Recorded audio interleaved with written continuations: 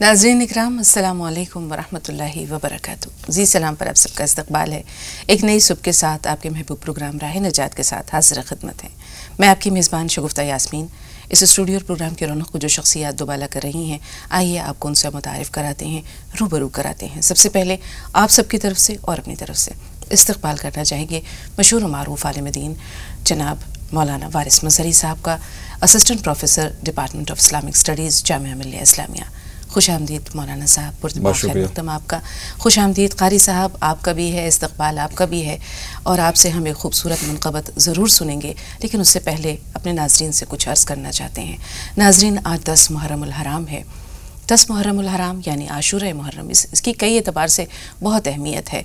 हम देखते हैं कि आज ही के दिन हज़रत आदम अलैहिस्सलाम की तौबा कबूल हुई, आज ही के दिन भी अम्मा हव्वा से आपकी मुलाकात हुई, आज ही के दिन हज़रत मूसा अलैहिस्सलाम को और उनकी कौम को फ़िरऔन के जुल्म व इस्तिबदाद से निजात मिली और आज ही के दिन वाक़े करबला या सानहे करबला पेश आया। तो आज का जो हमारा मौजू है वो सानहे करबला पर मबनी है, मुश्तमिल है। तफसील से इस वाक़े के बारे में, पैगाम करबला के बारे में जानेंगे, लेकिन उससे पहले आइए क़ारी फ़ज़लुर रहमान साहब की खूबसूरत आवाज़ में एक मनक़बत सुनते हैं। आगाज़ कीजिए क़ारी साहब।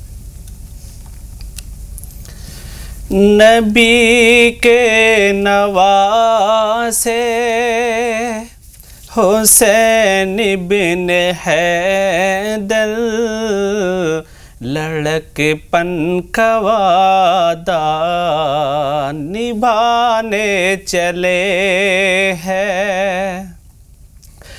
नबी के नवासे हुसैन बिन हैदर लड़कपन का वादा निभाने चले हैं। सुए करबला वो 72 को लेकर रज़ाए खुदा सर कटाने चले हैं।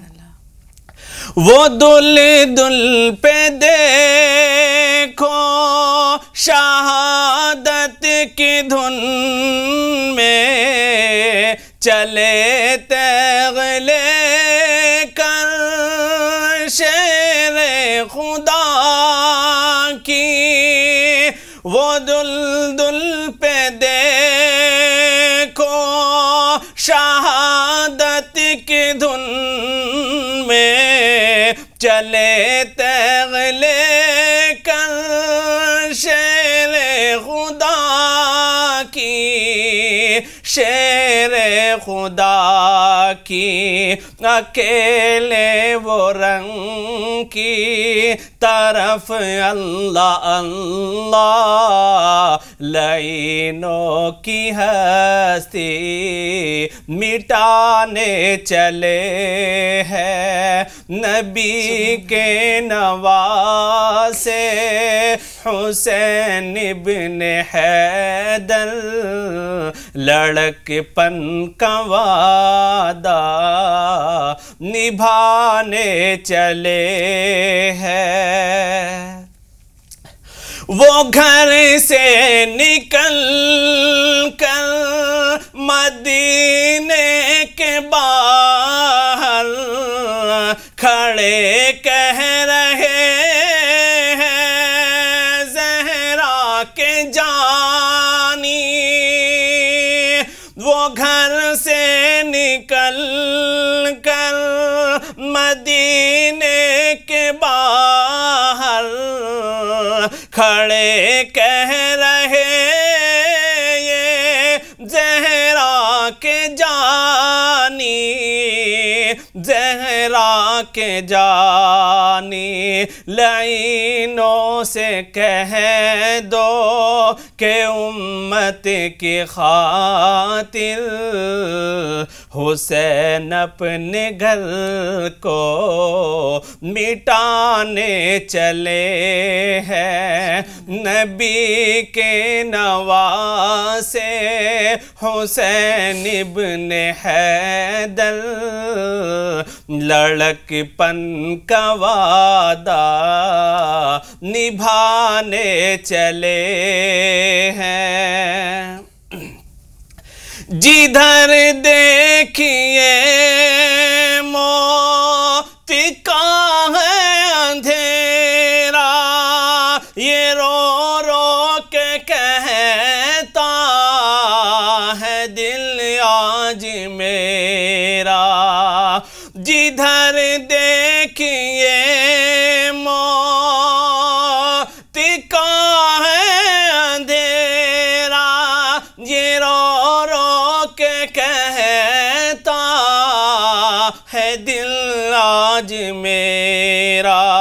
हजारों के नल्गे में शब्बीर तन्हा, लहो अपना दिल का बहाने चले हैं। नबी के नवासे हुसैन इब्ने हैदर, लड़कपन का वादा निभाने चले हैं। सोए करबला वो 72 को लेकर, रज़ाए खुदा सर कटाने चले हैं।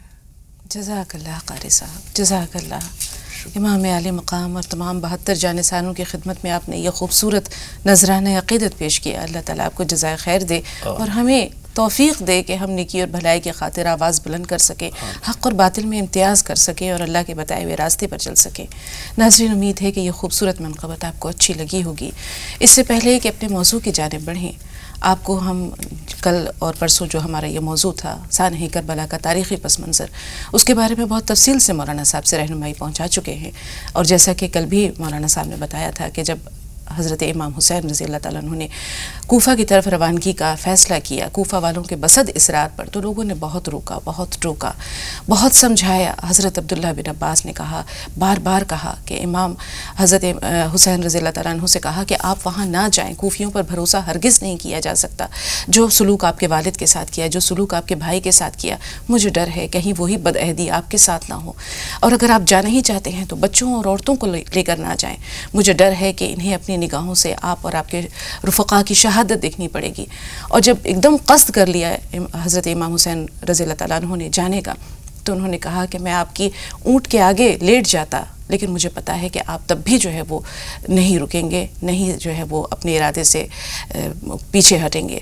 इसी तरह हज़रत अब्दुल्लाह बिन ज़ुबैर, उन्होंने कहा कि मक्का में मेरे पास अच्छी खासी जमईयत है और लोग, मुझे सुनने में आ रहा है कि ये कह रहे हैं कि अब्दुल्लाह बिन ज़ुबैर बहुत खुश होंगे क्योंकि जब हुसैन अलैहिस्सलाम यहाँ से चले जाएंगे, हज़रत हुसैन रज़ी अल्लाह ताला अन्हु यहाँ से चले जाएंगे, तो मक्का में जो है वो उनकी जमईयत, उनकी ताकत मजबूत हो जाएगी। उन्होंने कहा मैं आपके हाथ पर बैत करने के लिए तैयार हूँ, लेकिन हज़रत हुसैन रज़ी अल्लाह ताला अन्हु ने जो इरादा कर लिया था, जो फ़ैसला कर लिया था, और अभी जिस वाक़े की तरफ क़ारी साहब ने बहुत खूबसूरती से बयान किया मौलाना साहब कि लड़कपन का वादा, रसूल पाक सल्लल्लाहु अलैहि वसल्लम लेटे हुए थे, हज़रत इमाम हुसैन आते हैं, उनके सीने पर चढ़कर बैठ जाते हैं और काफ़ी देर तक बैठे रहते हैं। हज़रत उम्मे सलमा रज़ी अल्लाह ताला अन्हा उम्महातुल मोमिनीन में से वहाँ मौजूद थी। उन्होंने हटाना चाहा कि कहीं उनको तकलीफ़ ना हो रसूल पाक सल्लल्लाहु अलैहि वसल्लम को। उन्होंने कहा लेटा रहने दो।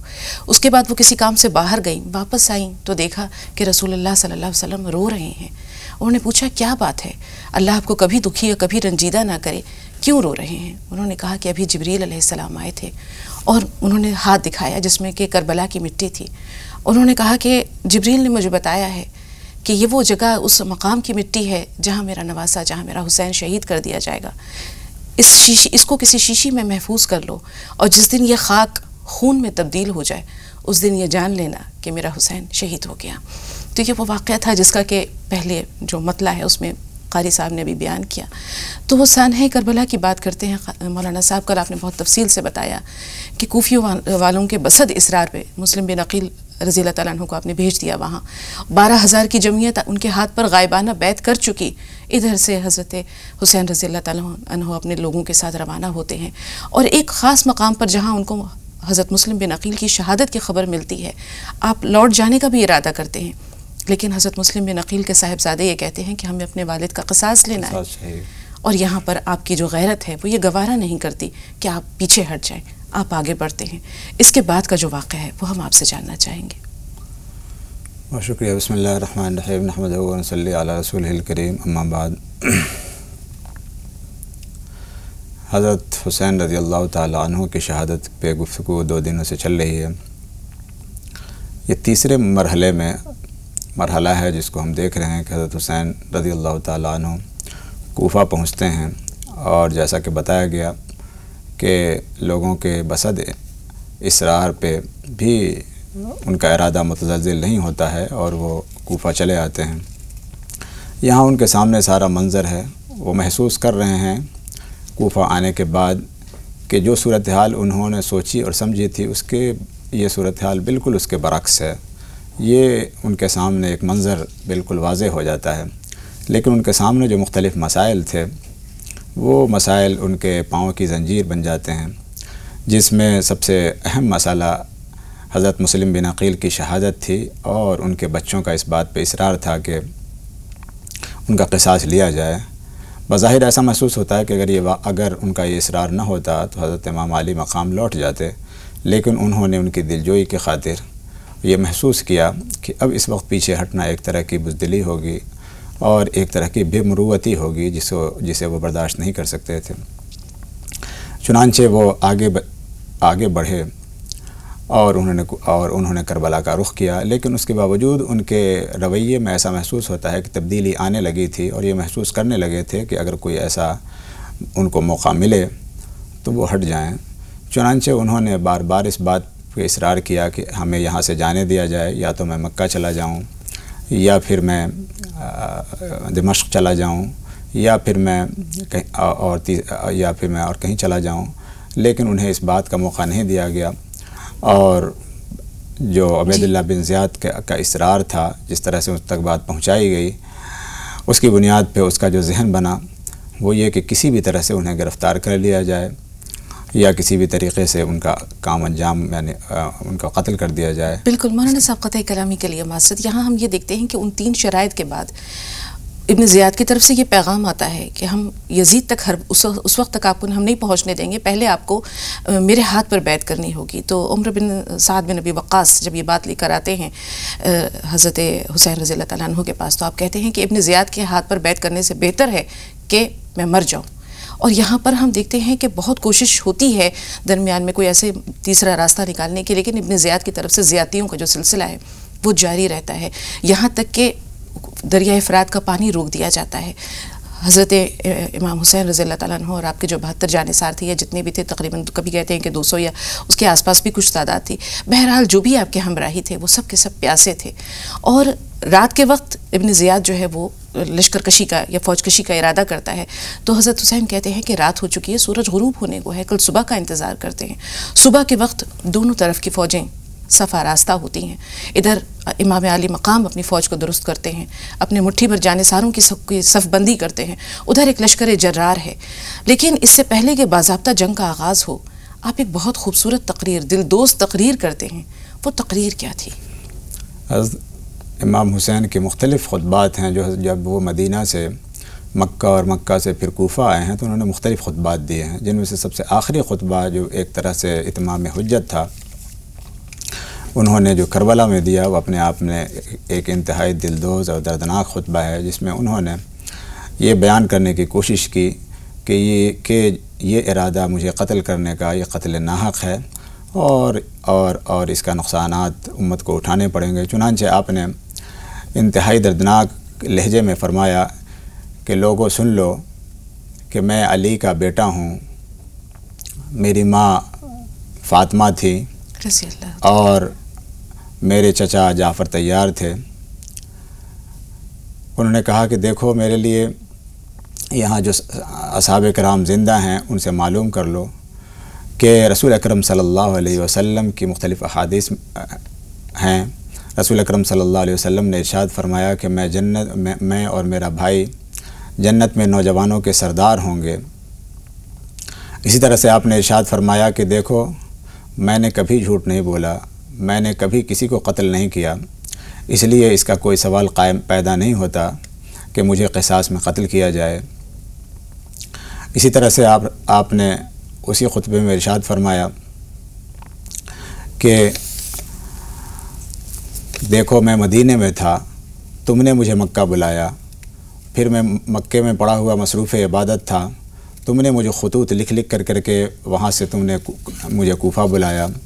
फिर आपने इरशाद फरमाया कि देखो अगर दूसरी कौमों के साथ ऐसा होता कि उसके नबी का दूसरी कौमों के साथ अगर ऐसी शख्सियत होती जैसा कि मेरी निस्बत अपने रसूल के साथ है, तो वो कभी भी इस तरह का सलूक नहीं करते जो सलूक तुम मेरे साथ रवा रखना चाहते हो। ये इस तरह की बातें हज़रत हुसैन रज़ी अल्लाह ताला अन्हु ने फरमाया। उन्होंने कहा कि तुम मुझे यहाँ से जाने दो और ताकि मैं यहाँ से चला जाऊँ और इबादत में मसरूफ़ हो जाऊँ। इस तरह की बातें हज़रत इमाम हुसैन रज़ी अल्लाह ताला अन्हु ने इरशाद फरमाई, जो एक तरह से हुज्जत थी, जो एक तरह से उनके सामने, लोगों के सामने और अल्लाह तबारक व तआला के सामने गिरी औजारी थी और लोगों के सामने हुज्जत, इत्माम हुज्जत था। लेकिन इसके बावजूद उसके बाद जो सूरत हाल पेश आई, जो लोग थे उन्होंने फिर उसके बाद नाम ले करके पुकार कर उनको कहना शुरू किया कि फ़लाँ बिन फ़लाँ, क्या तुमने ऐसा मुझे ख़त नहीं लिखा था कि आप तशरीफ़ लाएं और हम आपका साथ देंगे। ये बार बार उन्होंने लोगों को पुकार के कहा, जिसकी वजह से लोगों में एक बेचैनी पैदा हुई, लोगों में एक हंगामा पैदा हुआ, इसलिए कि ये उनके लिए इंतहाई उनके लिए परेशान कुल मामला था, क्योंकि उनके ये राज बाशिगाफ़ हो रहे थे जिन लोगों ने उन्हें बुलाया था और बेवफ़ाई अब कर रहे थे और धोखा दे रहे थे। उन्होंने उससे इनकार किया। उस पर हज़रत इमाम हुसैन रज़ी अल्लाह ताला अन्हु ने 2 थैले जो ख़ुतूत के जो उन्होंने लिखे थे, उन्होंने उसके सामने उलडेल दिया और बताया कि देखो इस तरह से तुमने सारे के सारे ख़ुतूत लिखे हैं, मैंने तुम पे भरोसा कर के, तुम्हारी ज़बान पे एतबार कर के मैं यहाँ आया हूँ और तुम इसके बावजूद मुझे तुम धोखा दे रहे हो। लेकिन फिर वहाँ लोगों ने उससे इनकार किया। उन्होंने कहा कि हमने जो कुछ भी कहा हो, जैसा भी कहा हो, लेकिन हमें अब इससे कोई मतलब नहीं है। और इस तरह से उन्होंने अपनी बेवफ़ाई का इजहार और इस तरह से उन्होंने जो कुछ भी वादा किया था उन तमाम चीज़ों से इनकार किया और हज़रत इमाम हुसैन से दस्तबरदार हो गए, जिसके नतीजे में फिर जो कुछ होना था वो हमें और आपको मालूम है कि जो पूरा सानहे करबला हमारे सामने है। बिल्कुल मौलाना साहब, यहाँ हम देखते हैं कि जो पहला तीर था, अम्र बिन साद बिन वक्कास ने कहा कि देखो मैं पहला तीर चला रहा हूँ, तुम लोग गवाह रहना। फिर बाज़ाब्ता तौर पर जो है वो लड़ाई का आगाज़ होता है। यके बाद दीगरे तमाम आपके जो रफ़क़ा थे वो यके बाद दीगरे शहीद होते गए। उन्होंने आले अबी तालिब को उस वक्त तक बाहर नहीं आने दिया जब तक उनकी जान बाकी थी, दम में दम बाकी था। यहाँ से बातचीत के सिलसिले को ज़रूर आगे बढ़ाएंगे, लेकिन नाज़रीन एक छोटे से वक्फ़े का वक्त हो रहा है। ब्रेक के बाद बताएंगे कि यह वाक़या, ये सानिहा किस तरह आगे बढ़ता है। एक छोटा सा वक्फ़ा, बहुत जल्द हाज़िर हुए।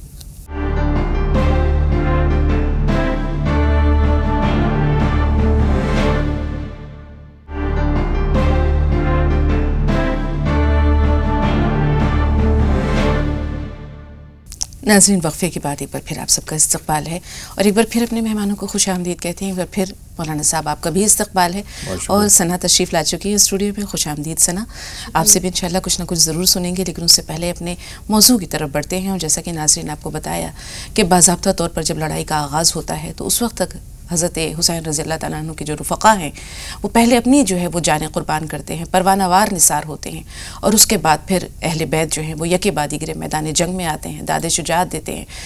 इसी दौरान हम देखते हैं कि सूरज जो है वो निस्फ़ुन नहार जो है, दोपहर ढल जाती है, सूरज सर पर आता है, ज़ोहर की नमाज का वक्त होता है। हज़रत हुसैन रज़ी अल्लाह तआला अन्हु पैगाम पहुँचाते हैं दुश्मन की फ़ौज की जानिब, हमें नमाज अदा करने दो। वो कहते हैं नमाज की जो है वो छूट नहीं है, नमाज की मोहलत नहीं है, हम जंग जारी रखेंगे। हम देखते हैं कि अगर आज हम अपनी किसी मसरूफ़ियत में होते हैं, कोई मीटिंग होती है, कोई छोटा सा मामूली सा उज़्र होता है, हम नमाज क़ज़ा कर देते हैं। लेकिन करबला में जो ये मुजाहिदीन अल्लाह के मौजूद थे वो नमाज को नहीं जाने देते। हज़रत हुसैन रज़ी अल्लाह तआला अन्हु अपने रुफ़क़ा से कहते हैं आधे मुकाबला करो और आधे लोग नमाज अदा करते हैं। ऐसा सजदा रूए ज़मीन पर किसी ने नहीं किया होगा। जबीने खून आलूद हैं, जिस्म ज़ख्मों से चूर चूर हैं, लेकिन बारगाह इलाही में सजदा बजा लाते हैं। तो ये ऐसा सजदा, ऐसी नमाज शायद पूरे ज़मीन पर, पूरे रूए अर्ज़ पर किसी ने नहीं किया होगा। और ये पैगाम इस बात की दावत देता है, इस बात की गौर व फिक्र पर मजबूर करता है कि हम किस आसानी से नमाज को क़ज़ा कर देते हैं, किस आसानी से हम अल्लाह ताला की इबादत को फरामोश कर देते हैं। इंसान के जो पैदा करने का मकसद है उसे भूल जाते हैं, उसकी बंदगी और इबादत को भूल जाते हैं, उसे फरामोश कर देते हैं। उसके बाद जब हम देखते हैं कि नमाज अदा हो जाती है, जंग फिर आगे बढ़ती है, हज़रत अली अकबर रज़ी अल्लाह ताला अन्हु की जब शहादत होती है, हज़रत हुसैन रज़ी अल्लाह ताला अन्हु रो पड़ते हैं और उसके बाद यके बाद इकरे आपके तमाम साथी बारी बारी आते हैं, दाते शुजाअत देते हैं और आप पर परवाना वार निसार हो जाते हैं। हज़रत हुसैन रज़ी अल्लाह ताला अन्हु बिल्कुल तन्हा रह जाते हैं। आप आते हैं अपने ख़ैमे की जानिब, अपनी बहन से हज़रत ज़ैनब से गले मिलते हैं, इजाज़त लेते हैं, अलविदा कहते हुए मैदान जंग की जानिब जाते हैं। और जब रसूल पाक सल्लल्लाहु अलैहि वसल्लम का यह नवासा हज़रत अली का बेटा फ़ातिमा का जिगर गोशा बिल्कुल तन्हा घोड़े पर सवार चारों तरफ से दुश्मन के नरगे में घिरा है, चारों तरफ से लड़ रहा है, तो ज़मीन काँप उठती है, आसमान खून के आंसू रोता है। मलाइका ने फ़लक पर ऐसा मंजर कभी नहीं देखा। और किस तरह हज़रत हुसैन मैदान जंग में दाते शुजाअत देते हैं, पूरा जिस्म लिबास है फटा हुआ, गुबार में अटा हुआ, तमाम जिस्म नाज़नी छिदा हुआ, कटा हुआ। आइए अपनी ज़बान से कुछ कहने से कासिर हूँ, सना से गुजारिश करती हूँ कि वो इस बात को आगे बढ़ाएं। पेश करें सना, मर्सिया पेश करें। अस्सलामु अलैकुम वरहमतुल्लाहि वबरकातुहू। बिस्मिल्लाहिर्रहमानिर्रहीम। हुसैन है नबी का नूरेन है, हुसैन है नबी का नूरेन है।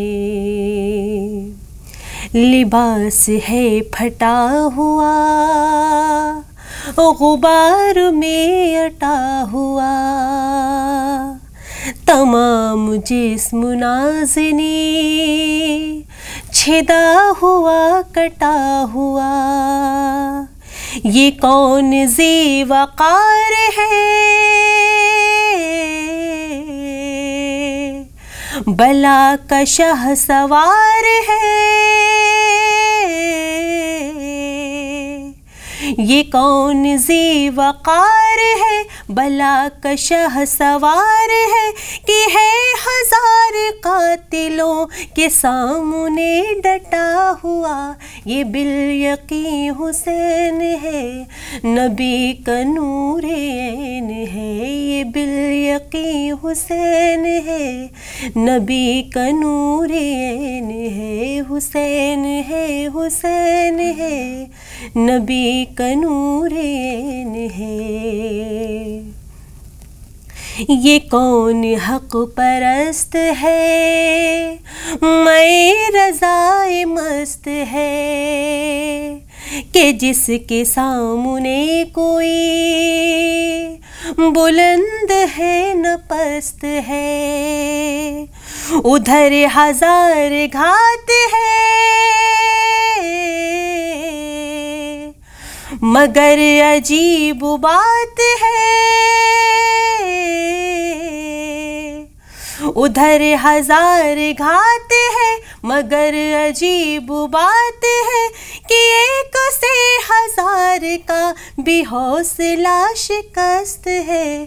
ये बिल यकीन हुसैन है नबी का नूरेन है, ये बिल यकीन हुसैन है नबी का नूरेन है, हुसैन है नबी का नूरेन है।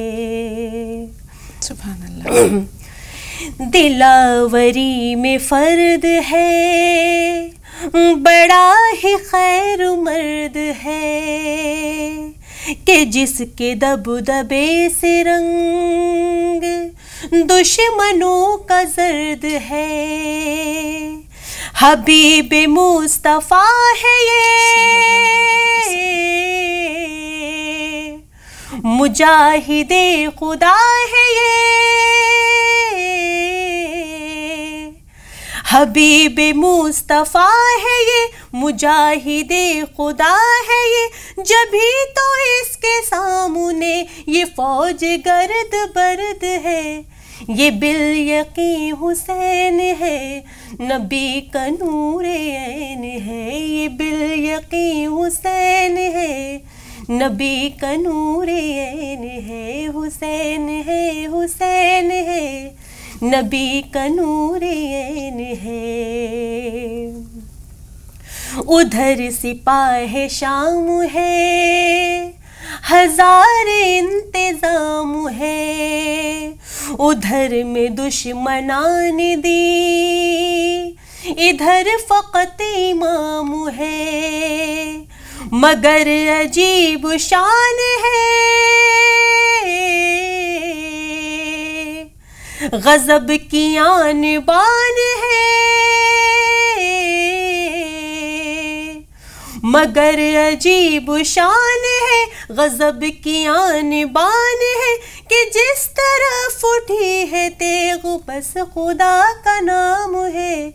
ये बिल यकीन हुसैन है, नबी का नूरे ऐन है। ये बिल यकीन हुसैन है, नबी का नूरे ऐन है। हुसैन है, हुसैन है, नबी का नूरे ऐन है। हुसैन है, हुसैन है, नबी का नूरे ऐन है। ये बिल यकीन हुसैन है, नबी का नूरे ऐन है।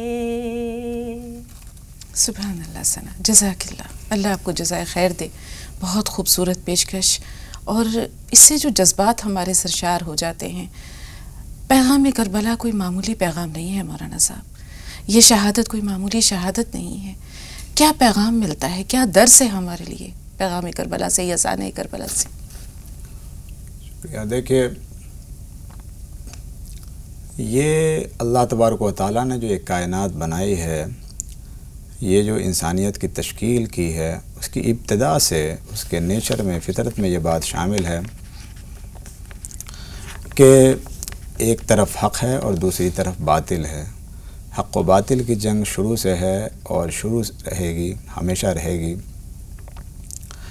इस्लाम और तमाम दूसरे मज़ाहिब में यही तसव्वुर पाया जाता है, ये फ़लसफ़ा पाया जाता है। चुनांचे हज़रत जो करबला में जो वाक़या पेश आया, जो इमाम हुसैन ने शहादत पेश की, दरअसल उसका मकसद समझने की ज़रूरत है। उन्होंने उस बातिल को, जिसको ख़त्म करने के लिए रसूल अकरम सल्लल्लाहु अलैहि वसल्लम उससे पहले अंबिया किराम तशरीफ़ लाए, उसके ख़ात्मे की उन्होंने अपने तौर पे कोशिश की। पैगाम करबला का बुनियादी जो नुक्ता है वो ये कि हक़ जो है वो बातिल को किसी भी हालत में, किसी भी सूरत में बर्दाश्त नहीं करता, चाहे उसकी अपनी जान, चाहे उसका ख़ानदान, चाहे उसके मालूमता, चाहे उसकी सरवरी ख़त्म हो जाए, मिट जाए, लेकिन बहरहाल उसका सर नहीं झुकता। वो हर हाल उन तमाम क़ुरबानियों के बावजूद हक़ को गालिब देखना चाहता है और बातिल को पसपा देखना चाहता है, जो कुरान करीम में आया है, जाअल हक़ व ज़हक़ल बातिल इन्नल बातिल कान ज़हूक़ा। तो इन्नल बातिल कान ज़हूक़ा, यही एक तरह की आवाज़ थी हज़रत हुसैन रज़ियल्लाहु ताला अन्हु की, और इसी के लिए उन्होंने अपनी जान आफरीन के सपुर्द कर दी। बहुत शुक्रिया। आप दो कॉलर्स हमारे साथ हैं, आइए हमारे साथ मिलकर जानते हैं कि क्या मसला है, क्या कहना चाह रहे हैं। अरशद भाई, पहले आपका इस्तकबाल है हमारे इस प्रोग्राम पे, फरमाइए सवाल क्या है। अस्सलाम वालेकुम। वालेकुम अस्सलाम। जी, मुझे सदक़े के बारे में पूछना है। जी, सदक़े के बारे में थोड़ा सवाल वाज़ेह कर दीजिए। जी, जैसे ये है कि जैसे अगर मुझे सदका करना है तो कितना दे सकते हैं, कितना देना चाहिए मुझे? क्योंकि इससे पहले मौलाना, मैंने आपका प्रोग्राम देखा था तो उसमें बताया था कि कम से कम 500 रुपये। जी बिल्कुल, आपका सवाल बहुत अच्छा है, वजह है। और 500 रुपये की जो मकदार है, क्या वाकई इतना होना चाहिए या इसमें कुछ कमी है, अपनी इस्तिताअत का भी ध्यान रखा जाए? मौलाना साहब ज़रूर बताएंगे। मतीन भाई, आप बताइए आपका सवाल क्या है। जी अस्सलाम वालेकुम। वालेकुम अस्सलाम। जी भाई। जी मतीन साहब सुन रहे हैं हम, फरमाइए। अस्सलाम वालेकुम। वालेकुम अस्सलाम व रहमतुल्लाहि व बरकातुहू। जी, मेरा ये सवाल है कि मेरे को ख्वाब में सांप बहुत दिखते हैं हाँ हाँ। और वो मेरे को नुकसान नहीं पहुंचाते हैं, लेकिन मैं उनको कभी कभी मार भी देता हूँ। जी तो ऐसा क्या है वजह जो? ठीक है, इसकी ताबीर के बारे में भी जानेंगे कि ख्वाब में सांप देखना कैसा है।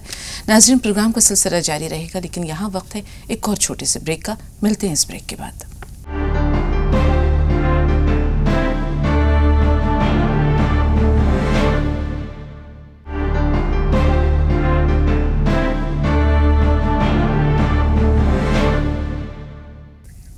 नाज़रीन, ब्रेक के बाद एक बार फिर आप सबका इस्तकबाल है। 2 सवालात हमारे पास महफूज हैं, लेकिन इससे पहले कि उनकी रहनुमाई की जानिब बढ़ें, आपको याद दिला देते हैं कि प्रोग्राम के आखिरी सेगमेंट में डॉक्टर मोहम्मद असलम खान साहब इंशाअल्लाह हमारे इस प्रोग्राम की रौनक को दोबारा करेंगे। तो अगर आपके जहनों में कोई सवाल हो, उस वक्त का इंतज़ार करना चाहें तो थोड़ी सी इंतज़ार की जहमत गवारा करें, वरना अगर आप चाहें तो हमें सवाल अपने दर्ज भी करवा सकते हैं। इंतज़ार रहेगा आपके फ़ोन कॉल्स का। अभी फ़िलहाल जो 2 सवालात हैं उनकी जानिब बढ़ रहे हैं। मौलाना साहब, ख्वाब में सांप देखना कैसा होता है? अच्छा, देखिए, सांप बहरहाल इस बात की अलामत है कि वो नुकसान पहुंचाने की अलामत है। हमारे जहनों में भी ये बात है। तो ख्वाब से जहाँ तक सांप का ताल्लुक़ है, लगता है कि कुछ नुकसान पहुंचाने वाले अनासिर, कुछ दुश्मन, कुछ लोग हाथ में हैं, लेकिन शायद वो इस बात पे उनको काबू नहीं है कि वो आपको नुकसान पहुंचा सकें, इसलिए आप उनके ज़रर से, उनके गज़न से महफूज रहते हैं। आपको अल्लाह तबारक व तआला की से दुआ करनी चाहिए। और बाज़ अहादीस में जो इस तरह के बलियात के दफ़ा के लिए अल्लाह के लिए जो दुआएं आई हैं, उनको ज़्यादा से ज़्यादा पढ़ने की कोशिश करना चाहिए। जी, इंशाल्लाह मौका मिला तो ज़रूर जानेंगे कि दफ़े बलियात के लिए या आफतों से महफूज रहने के लिए क्या कुछ पढ़ा जाए। फ़िलहाल पहले सवाल की जानिब बढ़ रहे हैं कि कम से कम सदका कितना होना चाहिए मौलाना साहब? ये अरशद भाई का सवाल है। देखिए, सदक़े की कम से कम की मिक़दार कुछ भी नहीं है। रसूल अकरम सल्लल्लाहु अलैहि वसल्लम ने फरमाया, किसी के सामने मुस्कुरा देना, किसी के सामने, वो भी एक सदका है। तो ये 500 या 5 रुपये की बात भी नहीं कही जा सकती। कोई 1 रुपये उससे कम की मिक़दार में भी सदका करता है तो वो सदका ही है। और सदक़ा का जो मुतालबा है वो दरअसल उसकी इस्तिताअत की बुनियाद पे है, न कि हौसले की बुनियाद पे। तो जिसकी जो इस्तिताअत हो उसके मुताबिक वो सदक़ा करे। हाँ, अलबत्ता अगर कोई बहुत ही मालदार है, बहुत ज़्यादा मालदार है, और फिर वो 100-200 रुपये भी अगर सदक़ा ना करे, और तो ये एक बखालत शुमार की जाएगी। वरना कोई तहदीद नहीं है किसी भी हदीस में या किसी इसमें। आप कम करें या ज़्यादा करें, अल्लाह तबारक व तआला आपके जज्बे को देखता है, आपकी नीयत को देखता है, उसकी बुनियाद पे आपको अजर मिलेगा। जी मौलाना साहब, जब हम दफ़े बलियात की बात करते हैं तो अक्सर हमें याद आता है कि बचपन में आयतुल कुर्सी वालदा याद करा दिया करती थी बच्चों को, या हम अक्सर सुनते हैं कि आयतुल कुर्सी की बहुत फजीलत है, तो इससे बलाएँ क्या दूर होती हैं? जी, बिलाशुबा आयतुल कुर्सी के फ़ज़ाइल में से में ये बात शामिल है कि उसको पढ़ना चाहिए। रसूल अकरम सल्लल्लाहु अलैहि वसल्लम ने जो मुख्तलिफ़ अहादीस में मुख्तलिफ़ चीज़ें बताई हैं, उसमें एक ये है जो सुबह शाम पढ़ने के लिए रसूल अकरम सल्लल्लाहु अलैहि वसल्लम ने कहा, बिस्मिल्लाहिल्लज़ी ला यज़ुर्रु मअ इस्मिही शैउन फिल अर्ज़ि वला फिस समाई वहुव समीउल अलीम। इसका ज़्यादा से ज़्यादा कसरत के साथ सुबह शाम ख़ास तौर से इसका विर्द करना चाहिए। ये हदीस से साबित है, और इंशाअल्लाह इससे आपको इस तरह के बलियात से महफूज रहने में मदद मिलेगी। जी, बहुत बहुत शुक्रिया हमारा साहब। एक और कॉलर हमारे साथ है, संजीदा साहब आए। जी बहन, बताइए सवाल क्या है आपका? हेलो। जी, हम सुन रहे हैं आपको, अपना सवाल बताइए। हमारे सवाल है कि हमारे हेलो जी, टीवी की आवाज थोड़ी देर के लिए बंद कर दें, आपको हम सुन रहे हैं। सवाल जारी रखिए। सवाल है कि हमारे लड़की को 5 साल हो गया शादी होने से जी, और जगह अभी तक कुछ नहीं है। ठीक है, थोड़ा सा इंतजार। नमाज भी पढ़ते हैं, तौबा नमाज भी पढ़ते हैं, और ख्वाब में देखे ये जी राब्ता नहीं रहा, नहीं तो जान लेते कि ख्वाब में क्या दिखते हैं। फिलहाल सवाल आपका नोट है हमारे पास। अमान भाई, आप बताइए सवाल क्या है? अमान साहब, हमें सुन पा रहे हैं? अमान साहब, अगर आप फोन लाइन पर मौजूद हैं तो टीवी की आवाज थोड़ी देर के लिए कम कर दें और सवाल बताएं। इनसे मैं ये पूछना चाहता हूँ, अगर किसी काम को करने से पहले बिस्मिल्लाह भूल जाए जी, तो फिर क्या किया जाए, यही कहना चाह रहे हैं? मैं पूछना चाहता हूँ कि बिस्मिल्लाह पढ़ने से पहले अगर कुछ भूल जाए तो क्या करना चाहिए? आपका सवाल गर्चे के बहुत मासूमाना है, कुछ उलट पलट हो गया। अगर किसी काम को शुरू करने से पहले बिस्मिल्लाह पढ़ना भूल जाए तो क्या किया जाए मौलाना साहब? देखिए, जिस वक्त याद आए उसी वक्त पढ़ लें, कोई ज़रूरी नहीं है। ये तो बेहतर है कि आप कोई भी काम शुरू करें तो बिस्मिल्लाह पढ़ें। अगर बीच में याद आ जाए तो बिस्मिल्लाह अव्वलहु व आखिरहु ये पढ़ सकते हैं, या सिर्फ बिस्मिल्लाहिर्रहमानिर्रहीम दोबारा पढ़ लें तब भी कोई हर्ज नहीं है, बिल्कुल वैसा ही। जी, बहुत शुक्रिया हमान फ़ोन करने के लिए, और अच्छा लगा कि बच्चे भी माशाल्लाह जो नौउम्र बच्चे हैं वो भी ये प्रोग्राम देखते हैं और इसमें शिरकत करते हैं। नूर भाई, आप बताएं सवाल क्या है? हेलो जी नूर साहब फरमाइए। अस्सलाम वालेकुम। वालेकुम अस्सलाम वरहमतुल्लाहि वबरकातुहू। जी भाई। अस्सलाम वालेकुम। वालेकुम सलाम। जी जी, जवाब अर्ज किया जा चुका। अस्सलाम वालेकुम। जी भाई, वालेकुम सलाम। वालेकुम अस्सलाम वरहमतुल्लाहि वबरकातुहू। लड़के के हाथ में फुंसी वगैरह होती है। हाँ जी, ठीक है। ये जो है फोड़ी फिंसी की बीमारी है, ये डॉक्टर साहब ज़रूर बताएंगे, मौका मिला तो इसका रूहानी हल भी जानेंगे। सुहेल भाई, आप बताइए सवाल क्या है? सुहेल भाई, मैं सुन पा रहे हैं? जी अस्सलाम वालेकुम। वालेकुम अस्सलाम। जी, मैं मोहम्मद सुहेल बोल रहा हूँ लखीमपुर से। खुशामदीद, इस्तकबाल है। रात को मैं देखा कि रात को खास तरीके से ईशा के बाद एक फयातून की नमाज पढ़ती है। अपना ख्वाब दोहराइए और ज़रा बुलंद आवाज़ से, आपकी आवाज़ पूरी तरह पहुंची नहीं। रात को हमने देखा है कि कुन फयातून की नमाज जुमेरात को पढ़ते हैं वो। जी, कुन फयाकून की नमाज, ये नमाज कहीं हदीस से साबित है क्या ये? हाँ, अव्वल तो हम यही जानना चाहेंगे कि नमाज क्या है, ये कुन फयाकून की नमाज क्या है मौलाना साहब? देखिए एक मखसूस तरीके से वो जुमेरात आदमी नहाती है, फिर वो नमाज पढ़ती है, फिर दुआ करती है, तो देखिए इसका कोई असल नहीं है, इसकी कतन कोई असल नहीं है। कुन फयाकून की शायद कुछ काफिरून सूरह काफिरून वगैरह पढ़ती होंगी, या ये वो इस तरह की बहुत सारी नमाज़ें हैं या इस तरह की चीज़ें राइज हो गई हैं, उनसे बचना चाहिए। ये समझ कर के पढ़ना कि इस तरह की कोई चीज़ है वो तो गलत है, लेकिन आपको इस तरह के कभी कोई मसाइल पेश आएँ तो उसके लिए रसूल अकरम सल्लल्लाहु अलैहि वसल्लम की हिदायत ये है कि आप तन्हाई में जा कर के 2 रकअत नमाज पढ़ें और अल्लाह तबारक व तआला से दुआ करें। सलातुल हाजत है ये, आप कोई भी हाजत, कोई भी परेशानी, कोई भी मुसीबत आए तो फ़ौरन वज़ू करके 2 रकअत नमाज पढ़ लेनी चाहिए। बहुत ही तीर बहदफ़ है, बहुत ही अमल है। बहरहाल ये जो भाई ने बयान किया इसकी कोई असल नहीं है, कतई तौर पर क़तन गलत है और इस तरह की चीज़ों पर एतक़ाद नहीं रखना चाहिए। जी, बहुत शुक्रिया। इजहार भाई, आप बताइए सवाल क्या है? हेलो, वालेकुम अस्सलाम। जी भाई। ये जो है यौम आशूरा की नमाज जो है इसका वक्त क्या है और किस तरकीब इसकी पढ़ने क्या है, ये जानना चाह रहे हैं। जी, किस तरह पढ़ने? आशूरा के दिन कुछ मसनून या नफिल नमाजों का भी कुछ मिलता है हुक्म मौलाना साहब? देखिए रोज़े का हुक्म है और रसूल अकरम सल्लल्लाहु अलैहि वसल्लम की बहुत मजबूत अहादीस में रोज़े की ताकीद है कि रोज़ा रखना चाहिए। अगरचे फ़र्ज़ वाजिब नहीं, लेकिन बहुत ज़्यादा फजीलत है और ज़रूर रखना चाहिए। लेकिन जहाँ तक नमाज की बात है, कोई नमाज ख़ास नहीं है, कोई नमाज मसनून नहीं है, कुछ भी ऐसा नहीं है। आपको ज़्यादा से ज़्यादा इबादत करनी चाहिए, ज़्यादा से ज़्यादा ज़ाहिर रोज़ा रखना चाहिए तो नमाज़ें ज़्यादा से ज़्यादा नफिल पढ़ सकते हैं, लेकिन आशूरे की कोई नमाज ख़ास तौर से ऐसी हो ऐसा नहीं है। जी, बहुत शुक्रिया। जो सवाल हमारे पास महफूज हैं इंशाल्लाह उन पर भी रहनुमाई दी जाएगी, लेकिन एक छोटे से ब्रेक के बाद।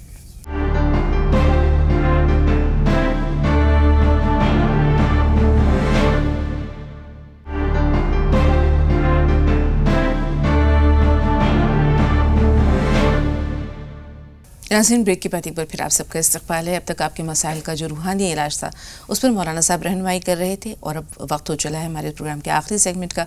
तो हमारे एक बहुत ही मोअज़्ज़ज़ मेहमान जिनका आपको बेसब्री से इंतज़ार रहता है तशरीफ़ ला चुके हैं। आप सबकी तरफ से और अपनी तरफ से खुशामदीद कहना चाहेंगे डॉक्टर मोहम्मद असलम खान साहब को, principal national medical college Saharanpur. इस्तकबाल डॉक्टर साहब। और आपकी आमद से पहले ही 2 हमारे नाज़रीन हैं, उन्होंने अपने अपने सवालात दर्ज करा दिए हैं। एक बहुत अहम बात यह है, कहते हैं कि औलाद जो है वो उसमें अल्लाह ताला की मर्ज़ी और उसके रज़ा का भी दखल है, जब होनी होती है तब होती है। लेकिन अल्लाह ताला ने ज़ाहिर सी बात है कि हर बीमारी के लिए कोई ना कोई इलाज या मुआवजा ज़रूर रखा है। तो औलाद के लिए क्या मेडिकल साइंस में कोई इलाज या कुछ इस तरह की चीज़ें मौजूद हैं जिससे कि औलाद की इंसान उम्मीद कर सके या औलाद हो सके? हाँ, इसके लिए है। एक तो स्पर्म टेस्ट कराने पड़ेंगे शौहर के उनके कि स्पर्म की मोटिलिटी 60% से ज़्यादा है या नहीं, अगर कम है तो उसका इलाज किया जाएगा। और ऐसे ही उनकी जो अहलिया हैं उनका भी टेस्ट होगा, उसमें अगर वो ओवा नहीं बन पा रहा या एस्ट्रोजन नहीं बन पा रहा या ओवरी की टीबी है या फैलोपियन ट्यूब की टीबी है तो उसको डिटेक्ट करके उसका इलाज किया जाएगा, तो इंशाल्लाह हो जाएगा। उसके बाद कोई सी बात नहीं। जी, तो बेहतर ये है कि कई तरह के टेस्ट होते हैं वो करवा लें और बाकी फिर अल्लाह ताला से मदद तलब करें, इंशाअल्लाह अल्लाह ज़रूर औलाद देगा। आबिद हुसैन साहब, आप फरमाइए, आपका सवाल क्या है? साहब मेरा सवाल ये है, मेरे पेट में ना तकलीफ रहती है, मोशन खुल कर नहीं होता मुझे। जी, कब्ज़ की शिकायत है? इसे करीब 15 दिन से ज़्यादा हो गए। जी जी जी डॉक्टर। हाँ, तो खाने पीने में, खुराक में जो है आप कोशिश कीजिए कि जो नेचुरल चीज़ें हैं, ऑर्गेनिक चीज़ें हैं, उनका इस्तेमाल करें और फाइबर का इस्तेमाल ज़्यादा करें और ख़ास तौर से बारीक आटे की, मैदे की चीज़ें ना खाएं और तली हुई चीज़ें ना खाएं, तो इंशाअल्लाह ठीक हो जाएगा। और इसी सिलसिले में हमने जो अपना जो हॉस्पिटल खोला है, NMC हॉस्पिटल, जिसमें नेचुरोपैथी से इलाज किया जाता है, तो वहाँ पर हम इसमें एक नई चीज़ लाए हैं जो अभी इंडिया में, ख़ास तौर से नॉर्दर्न इंडिया में फर्स्ट टाइम आई है। उसे कहते हैं कोलोन हाइड्रोथेरापी। तो अगर इस तरह के पेशेंट हैं तो उसमें कोई दवा भी नहीं देते हम, सिर्फ हाइड्रोथेरापी करते हैं और उससे उनका कब्ज़ हमेशा के लिए ठीक हो जाता है। और अगर कोई कैंसर या और अंदर बीमारी प्रोग्रेसिटी है तो उसको भी डिटॉक्सिफाई कर देता है। तो उसके लिए वो आप बता बिल्कुल ज़रूर जानेंगे कि हाइड्रोथेरेपी क्या है, लेकिन आफिया हमारे साथ हैं, आइए इनसे बात कर लें। जी आफिया, बताइए सवाल क्या है? आप दोनों को वालेकुम अस्सलाम। मैं ये पूछना चाह रही हूँ कि मेरे बेटे की झाइयाँ हो गई हैं, मतलब 32 ऐसी एज है तकरीबन, तो उसके लिए डॉक्टर साहब से पूछना था कि जो है क्या किया जाए। जी, आपने अपनी बेटी की बात कही है या बेटे की? बेटे की। जी ठीक है। लड़कियों में तो कुछ समझ में आता है, लड़कों में झाइयाँ की? हाँ, नहीं, लड़कों में हो सकती है। पता नहीं, बाहर रहते हैं, क्या है खाना भी। हाँ जी हाँ, तो खाने पीने में भी हो सकता है वो ऐसी चीज़ें खा रहे हों जिससे विटामिन ई कम हो गया हो। तो उसमें वो ऐसा करें, विटामिन ई इवियन 100-400 के नाम से कैप्सूल आते हैं, वो कैप्सूल ले लें और उस कैप्सूल को तोड़ करके ऐसे लें, लगा लें। और उसके बावजूद भी अगर महसूस करें कि फ़र्क नहीं पड़ रहा तो वो अल्ट्रा वायलेट लोशन भी लगाएं पहले, वो जब बाहर निकलें धूप में, तो इंशाल्लाह बिल्कुल ठीक हो जाएंगे। बिल्कुल। नहीं तो बाकी आपने एवियन का कहा कि वो कैप्सूल हम इंटेक नहीं कर, मेरा मतलब उसे खा नहीं सकते? जी, खाते भी हैं, उसमें बहुत फ़ायदा करता है। ख़ासतौर से जो आटे आजकल चोकर वाली रोटी नहीं खाते उनके लिए तो बहुत ज़रूरी है। ख़ासतौर से लेडीज़ को हम देते हैं, पैरों के दर्द में, झाइयों में, आँखों की परेशानियों में बहुत फ़ायदा करता है। खा भी सकते हैं, लेकिन लगाने से ये होगा कि एक लेयर लग जाएगी, चेहरे पर चमक भी आएगी और स्किन पर ग्लो आएगा। जी, बहुत शुक्रिया। अब्दुल कादिर साहब, फरमाइए सवाल क्या है? अब्दुल कादिर साहब से रब्ता नहीं रहा, लेकिन एक बहुत अहम सवाल है नूर साहब का। उन्होंने अपने बच्चे के बारे में जानना चाहे, फोड़ी फिंसियाँ वगैरह, या जैसे हम कह सकते हैं कि अगर कील मुहासों की बात करें तो इसकी क्या वजूहात होती है? तो इसमें बच्चों का हो सकता है वो बाज़ार की चीज़ें खाते हों, उससे पायूरिक एसिड बनता है, ख़ासतौर से केमिकल चीज़ें, जंक फूड से, तो उसकी वजह से जो है हमारे फुंसी निकलती रहती हैं। तो एक तो उसके खाने पर कंट्रोल करें और सेकेंडली उसको हमारा बहुत ही अच्छा एक डिटॉक्सिफाई पानी होता है जो हम वहाँ पिलाते हैं अपने यहाँ।